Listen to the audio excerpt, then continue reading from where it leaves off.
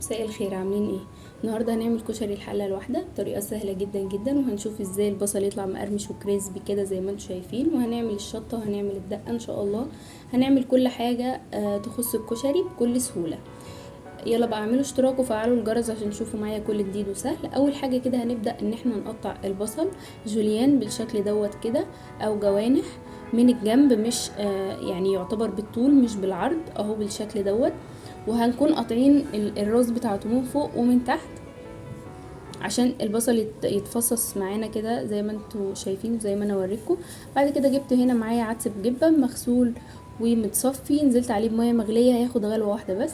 ورجعت للبصل تاني بعد ما نشف شويه، حطيت عليه بقى شويه من الدقيق، وهبتدي ان انا اقلبه كده كويس فيهم كده. اوريكم العدس بعد ما خلص، صفيته وركنته على جنب، وجبت تاني الكزرولة بتاعتي وحطيت فيها ميه مغليه، ونزلت فيها بحمص منقوع ليله كامله.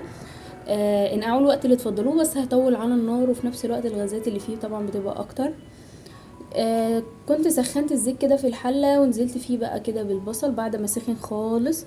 نزلت فيه بالبصل اللي انا مبدراه كده بالدقيق، ومش هقلب نهائي تماما دلوقتي. اما احس ان البصل اتشمع يعتبر معايا من تحت، هبتدي ان انا اقلب، لان لو قلبنا دلوقتي الدقيق كله هينزل في الزيت وهيبقى طري معانا البصل، والزيت في نفس الوقت هيتبهدل.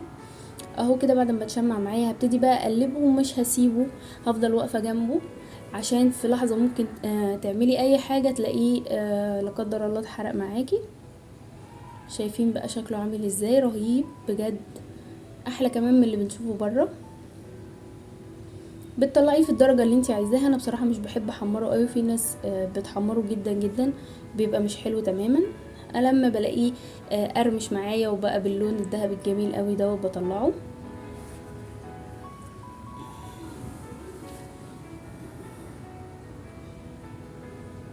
وهكمل بقى بقيه الكميه.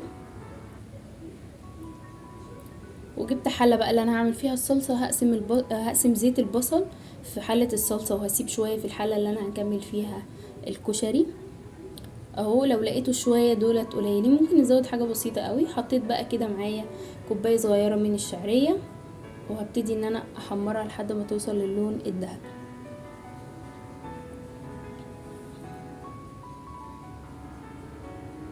وغاسله معايا برضو كوبايه صغيره من الرز ومتصفيه، هنزل بيها على الشعريه، وهبدا ان انا اقلب كده بالشكل دوت. التقليب كده في الزيت بيخلي الكشري في الاخر مفلفل، ايا كان الرز لما بيتشوح شوية في الزيت او في السمنة بيبقى مفلفل جدا.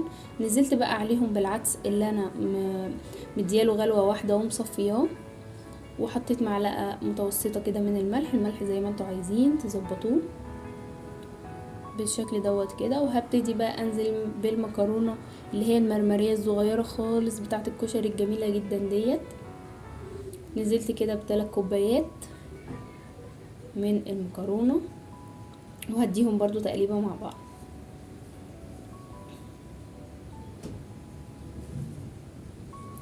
وكسرت شوية من المكرونة الاسباجيتي اللي هي الرفيعة بالشكل دوت كده، ومش هينفع تتقلب، ما تحاولوش.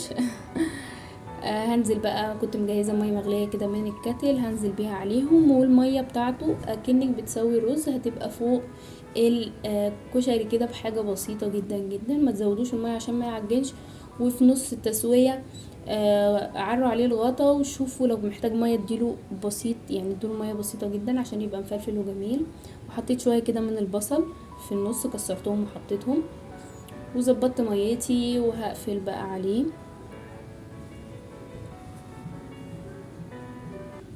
بصوا بقى الكريسبي بتاع البصل عامل ازاي، اسمعوا الصوت كده.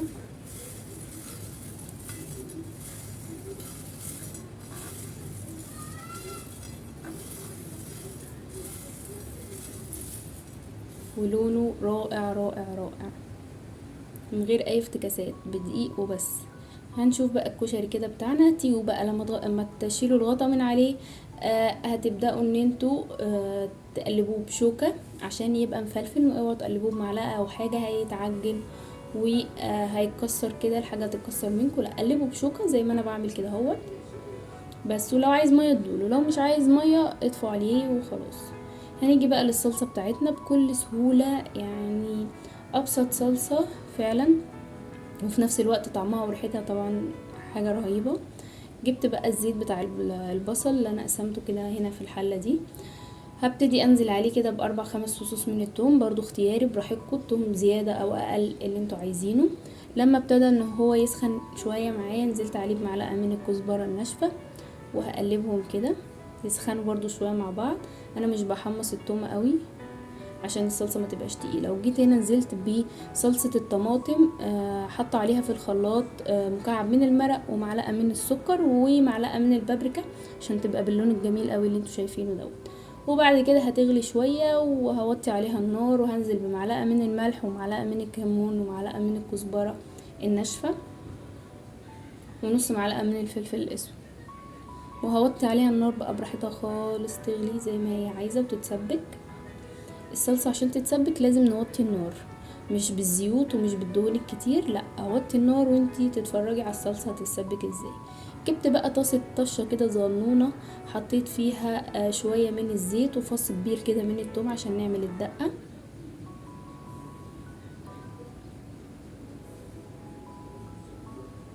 ما بحمرش التوم نهائي، بس يا دوبك يشم النار كده ويسخن. وهنزل عليه بمعلقه صغيره من الخل عندي قوي قوي فبحط شويه صغيرين، لو الخل عندكم خفيف شويه مفيش مشكله لو زودته. وهحط بقى نص معلقه كزبره ونص معلقه كمون ونص معلقه ملح وميه مغليه بالشكل دوت كده. وخدت بقى معلقتين كده من الصلصه، هتشوفوا لونه بقى دلوقتي هيبقى تحفه زي اللي بنشوفه في المحلات واحلى كمان. دلوقتي المحلات بقى بتعملوا ميه بس. دقته كده وظبطت بقى الملح وكمان حسيت انه عايز شويه من الميه، زودت عليه حبه ميه كمان. هنيجي بقى في نفس الطاسه احط بقى شويه حلوين كده من الزيت عشان نعمل الشطه، الزيت بقى الروعه. حطيت معلقتين 3 كبار كده شطه ناعمه، ومعلقه برضو من الشيلي فليكس بتدي طعم جميل جدا جدا. وهبتدي ان انا، بس خلوا بالكم بقى عشان في الوقت دوت بجد الريحه بتبقى رهيبه وبنكح وبنعطس وبنعمل حاجات كتير. هتبتدي اهيت اول ما تسخن معايا كده وطبعا اشم ريحه الشطه، هاخد بقى مغرفه كبيره او مغرفتين كده من الصلصه واطش بيهم الشطه وبس كده. ما تغلوهاش كتير برضو عشان ما تعملش حموضه بعد الاكل والكلام دوت، عشان الحاجه تبقى برضو ايه خفيفه. وهنغرف بقى مع بعض الكشري، شايفين عامل ازاي مفلفل جدا جدا بطريقه بجد ما تتوصفش. وشكل البصل يا جماعه حرفيا ما تاكلوش كشري من الشارع نهائي. اللي انا عملته ده كله ما خدش معايا بالظبط نص ساعه، ساعه الا ربع، وكانت الاكله الجميله دي جاهزه. والمواعين مش كتير نهائي.